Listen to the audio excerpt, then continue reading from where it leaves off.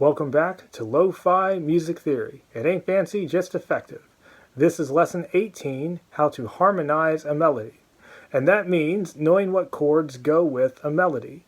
If you understand everything we've covered so far about chords, scales, and how they work together, this is not going to be too hard, and this is a very cool and very powerful concept. Here we go.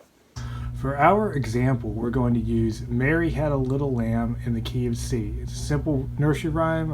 I'm sure you all know, but just in case you have not heard this, let me play it real quick.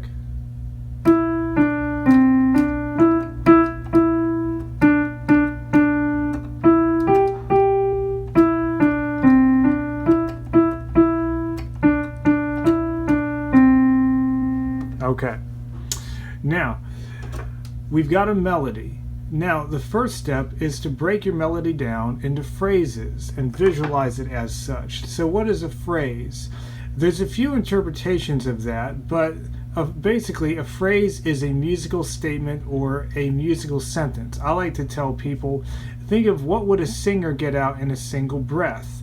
Now, that could be 2 notes or it could be 20, depending on what the piece of music is and what is being done. But it's a musical idea. So in this song, we can see and hear distinctive musical phrases.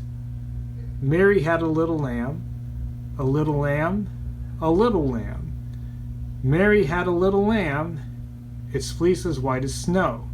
So 1, 2, 3, 4, which is a recapitulation of the first, and 5. You could even say that this one is a phrase unto itself. Like I said, open to interpretation.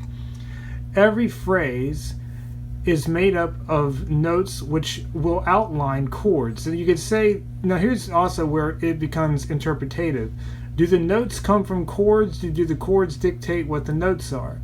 I'd say that the notes are dictating what the chords are, all right, or what the best chords will be. So let's do this. In this phrase of 7 notes, it's really only 3, E, D, and C. And look, E to C. That's a third apart. Remember, chords are stacked in thirds. It's a big giveaway. Those notes are probably from the same chord. The D is just a passing tone. So, what are the chords that have C and E in them? Well, each of these notes is either a root, third, fifth, or seventh if we're into the realm of 7th chords. And we're going to be thorough, so we will do that. So let's start with this. We could have a C chord. That could be a root. This could be a third. Let's do it. C. We could have a C. I'm going to do it down here in whole notes. This could be a third, and this could be a fifth. That could be an A minor chord. Be down here. Now I'm not lining things up rhythmically. I'm just trying to get everything into this measure. A minor. This could be the 5th, and this could be a 7th. Okay, it's an F chord. It's F major 7. That's going to be down here. Let's get it. F. Get my marker to work. Come on, marker. F, A, C, E. So just thinking chord tones up through 7th chords, you have 3 possibilities of chords that'll work in this measure. Now, E. I consider this part of that. Now, once again, open to interpretation. Someone else might say this is a separate phrase and with separate chords. Okay, we could do that. For the sake of time and example, I'm going to move on, though, to this phrase. You got D's, all right, measure phrase 2. It's just D. Okay, well, a lot of chords have D in it. Let's start. This could be a root. That means it could be D minor. Okay, and draw it down here. D, F, A. This could be a third. Okay, that means it could be a B chord. Remember, in the key is C, so that's actually B diminished. Come down here. B, D, F. This could be a 5th. Okay, I get my phone up here doing this lo-fi. That means this could be a G chord. All right. Come down here. Have a G, B, and a D. Or this could be a 7th. That means this would be an E minor. So this is a minor 7th chord. That would be, I'm going to have to draw this maybe up here. I'm going to get the ledger line. E, G, B. That's a little sloppy, but E minor 7 with the ledger line. So 4 possibilities of chord that could have that. Now, next phrase, E-G. Oh, good. E to G, that's a third. That makes it a lot easier. All right, so what are the chords that have E and G? Well, once again, this could be a root. But let's actually, I'm going to actually start with this being a third. Because if you know this song, you know that it's a C chord. So this would be a C chord. That'd be a root. Oh, sorry, that could be a third. That could be a fifth. Okay, this could be the root. So let's be thorough. That could be an E minor chord. Okay, E minor, C. What else could we have here? We could. This could be the fifth, and that could be the seventh. That could be an A minor 7. I got to do them down here. Let me do it. C. Jumping around, we have the E. We're gonna have the A. C, E, A minor 7. All possibilities. Okay.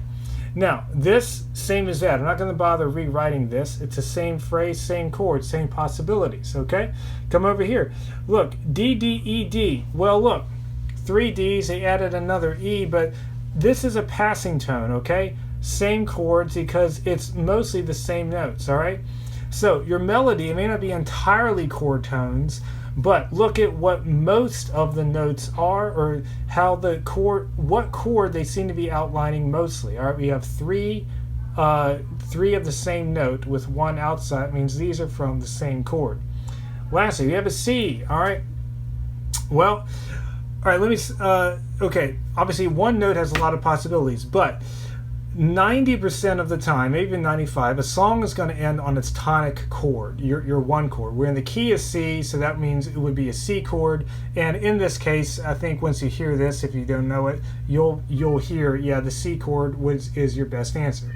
And that's the root note of the song, root note of the chord. Obviously, that'll work.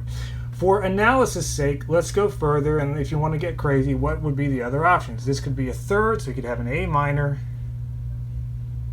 A minor, I've got to draw it. C chord. You could have A minor. This could be a fifth. That means this could be an F chord. Do that down here. F, come on, marker. F, A, C. It's a little sloppy writing, excuse me. I can do it better than that, come on. F, A, and C. Or this could be a seventh. That means this would be a D chord. Imagine ending on a D minor 7. Hey, anything's possible. Remember, no rules, just guidelines. D, I'm going to do it up here. D, F, A, C. So, all these possibilities. Now, because this is lo-fi theory, I'm holding the phone with my left hand and shakily, I hope it's not too shaky, mark to my right. I cannot play this with 2 hands so you can hear it. Let me just pull back so you get everything. But I hope you, the viewer, and thank you for watching, will attempt this simple nursery rhyme melody with all of these chords, and you'll hear the harmonic possibilities and how much a simple melody can be manipulated and expanded upon by changing the harmony under it, from very simple to very complex. So have fun. Thanks for watching.